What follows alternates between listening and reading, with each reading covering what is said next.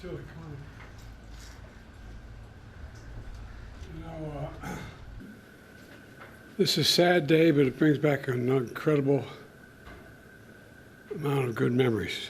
Today, America and the world, in my view, lost a remarkable leader. He was a statesman and humanitarian. And Jill and I lost a dear friend. I've been hanging out with Jimmy Carter for over 50 years, it dawned on me. And I had countless conversations with him over those years. I always would be proud to say that he used to kid me about it, that I was the first national figure to endorse him in 1976 when he ran for president. There was an overwhelming reason for it, his character. What I find extraordinary about Jimmy Carter, though, is that millions of people all around the world, all over the world, feel they lost a friend as well, even though they never met him. And that's because Jimmy Carter lived a life measured not by words, but by his deeds. Just look at his life's work. He worked to eradicate disease, not just at home, but around the world. He forged peace, advanced civil rights, human rights, promoted free and fair elections around the world. He built housing for the homeless with his own hands. And his compassion and moral clarity lifted people up and changed lives and saved lives all over the globe. Jimmy Carter was just as courageous in his battle against cancer as he was in everything in his life. Cancer was a common bond between our two families, as with many other families. But he was also very, very, he and Rosa were very kind to Jill and me when we lost her. We may never see his like again.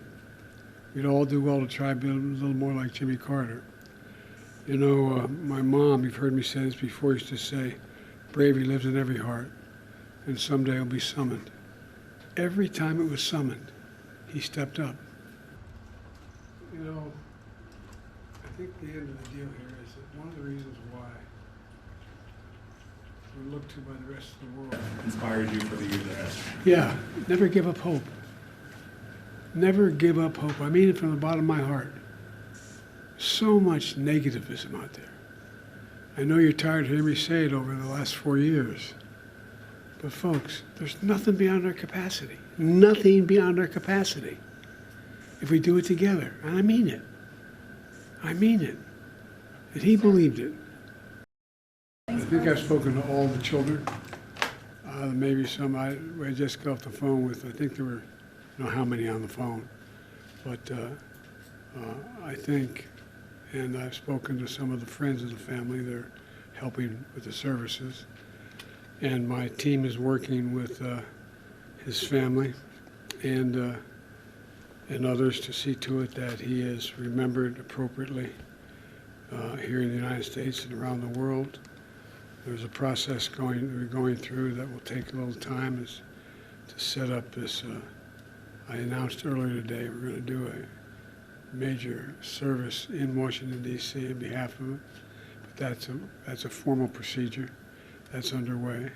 So I'm sure we'll start talking a lot to the family between now and my main contact is Chip.